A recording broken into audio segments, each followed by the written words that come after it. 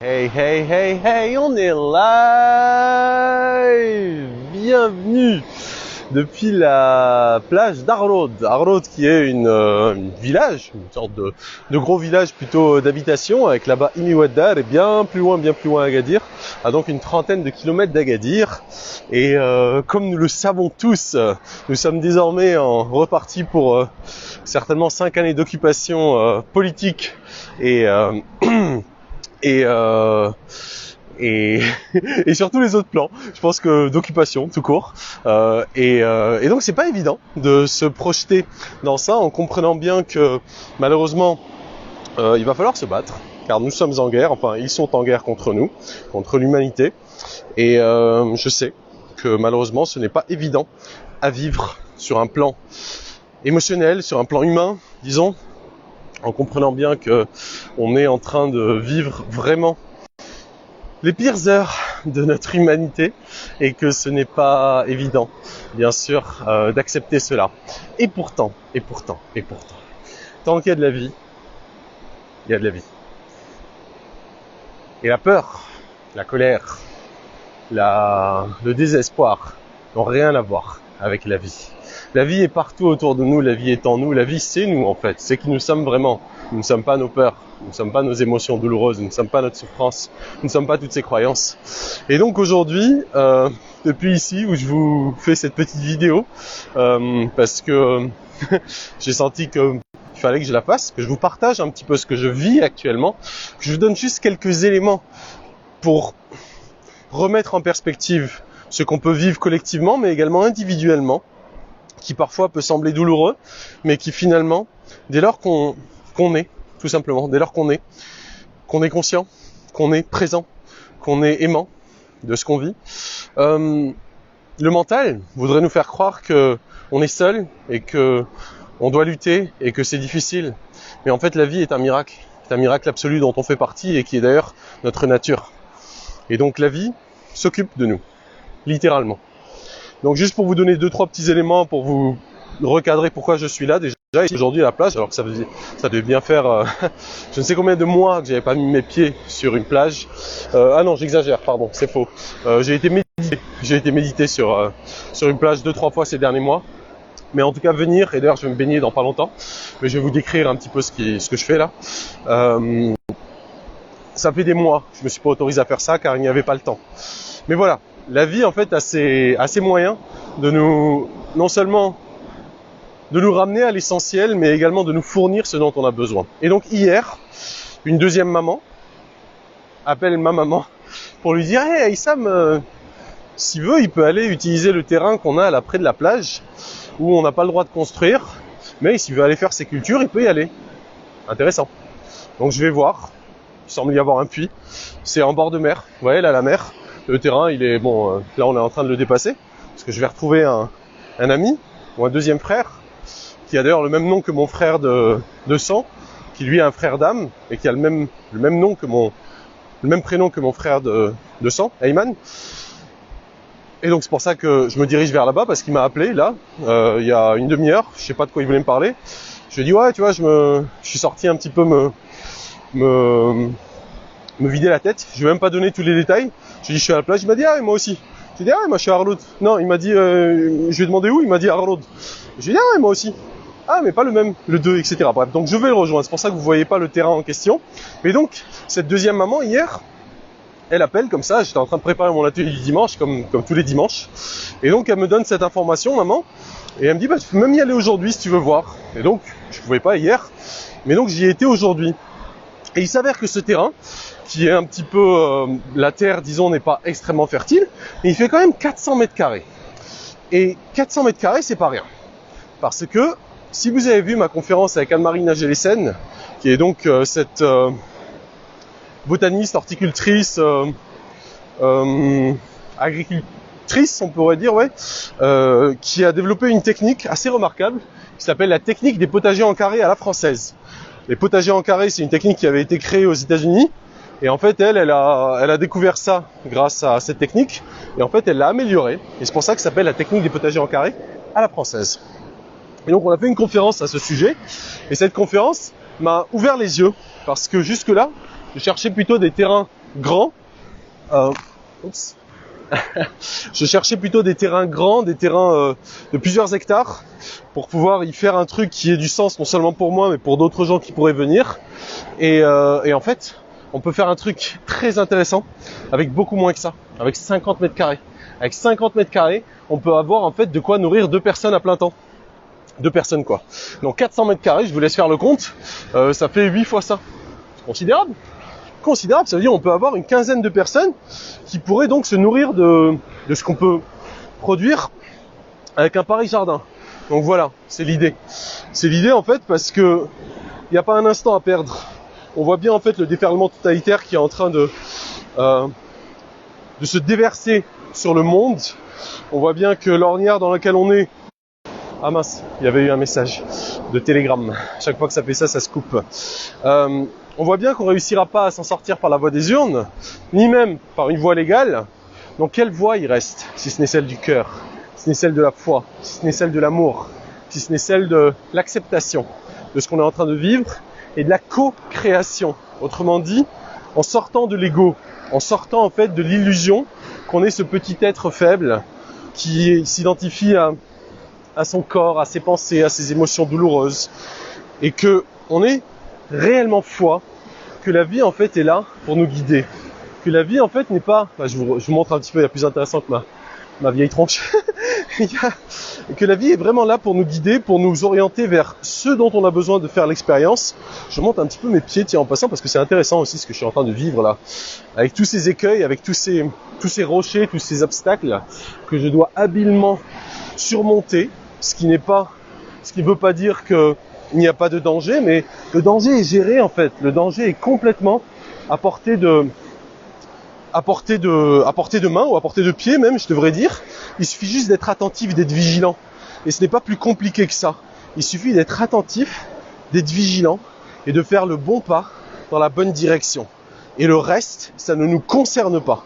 Ça ne me concerne pas de savoir d'où vient ce rocher, de quoi il est constitué, depuis combien de temps il est là. Ça ne me concerne pas. Ce qui me concerne, c'est où je pose mon pied. Tout le reste, ça ne me concerne pas. Autrement dit, quelle action je mène. Eh bien, dans ce monde, ce nouveau monde vers lequel nous nous orientons. Hey, salut Alain, encore un autre mousquetaire. Donc voilà, Alain encore est une brique de cette co-création. Car Alain habite à 3 encablures de là où il y a le terrain. Et donc, on continue, ouais. Je continue vers là-bas. Génial. Et donc, Alain habite également pas très loin du fameux terrain là. Et donc, demain, d'ailleurs, on part vers Marrakech pour aller voir un autre terrain qui fait 23 hectares, où il y a déjà 7 hectares qui ont été exploités par un monsieur, un docteur, un médecin, avec qui Irène Grosjean, que vous connaissez certainement, la naturopathe, m'a mis en relation. Et donc, on part demain à Marrakech ensemble, et il s'avère que lui et son épouse, Marie-Christine, habitent vraiment juste à côté de ce fameux terrain qui est là, qui fait 400 mètres carrés. Donc rien à voir bien sûr avec les 23 hectares, donc ça laisse 16 hectares, à part les 7 hectares qui sont déjà exploités. C'est une maison d'hôte, ça s'appelle les jardins de la santé, si vous allez regarder. C'est à Guémassa, pas loin de Marrakech. Donc de toute façon on y va demain, mais voilà.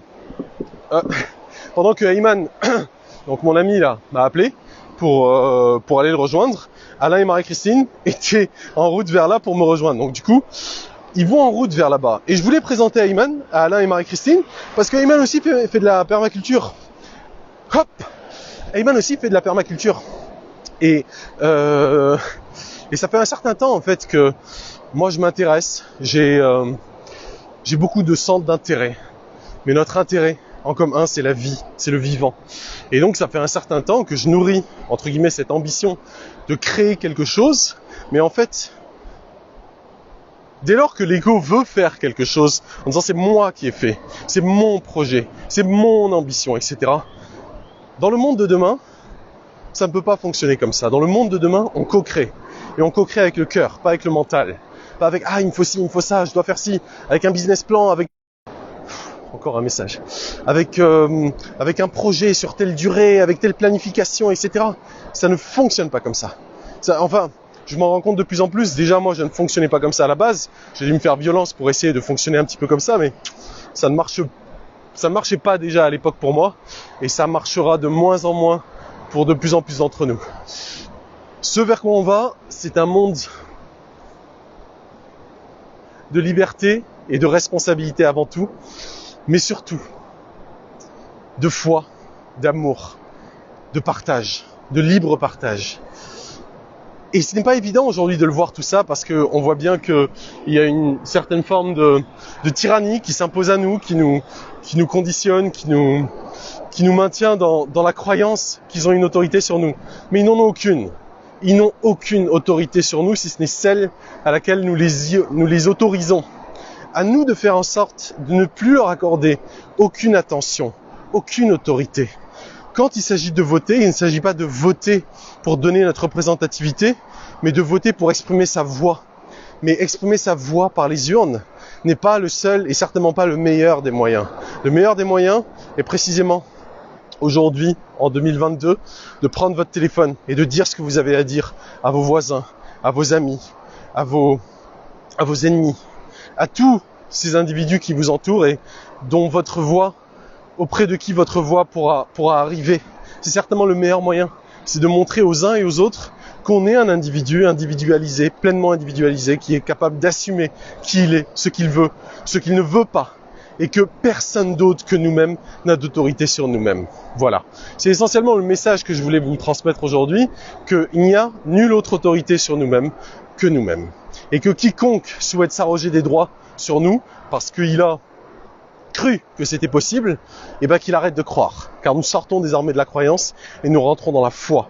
Nous rentrons dans la conviction. Autrement dit, ce qui nous convient, plutôt que ce que l'on croit. Et dès lors que on a développé une certaine foi par rapport à la vie, par rapport au monde qui nous entoure, eh bien à nous en fait d'en faire usage.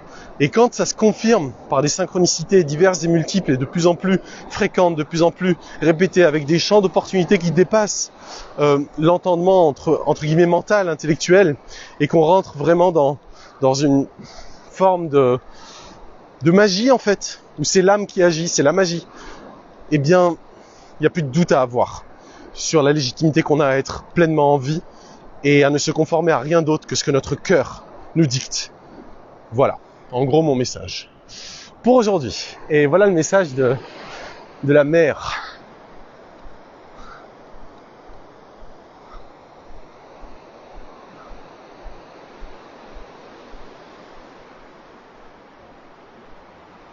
Entre la mer et la montagne.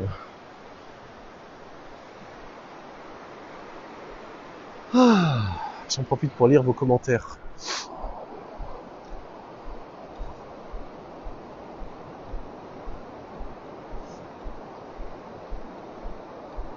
Ouais, Christelle, il paraît qu'il y a du sable du désert qui va arriver en France. Ouais. Ouais, c'est superbe de faire un grand potager. Absolument. Alright, bref. Ne doutons pas de notre capacité à pouvoir changer le monde. Vraiment. Commençons par nous changer nous-mêmes et le reste viendra. L'heure n'est pas encore à réformer le monde. On les laisse faire leur caca entre eux. Ces idiots sont vraiment des idiots. Si vous n'avez pas vu l'atelier du dimanche hier avec Marc Lux Guissy, je vous invite vraiment à le faire. C'est une grande inspiration. Ce grand monsieur de 80 ans qui connaît le monde d'avant et qui rêve et projette les contours du monde de demain au travers de ses différents ouvrages, de ses conférences, etc. Donc je vous invite vraiment à regarder cet atelier du dimanche qui vous donnera une autre perspective des événements actuels.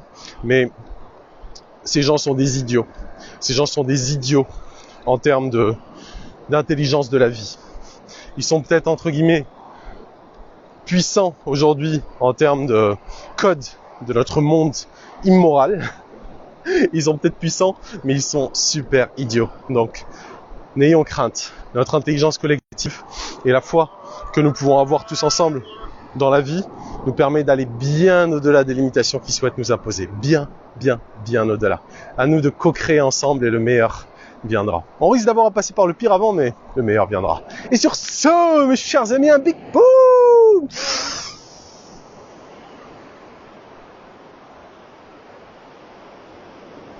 Bonne année.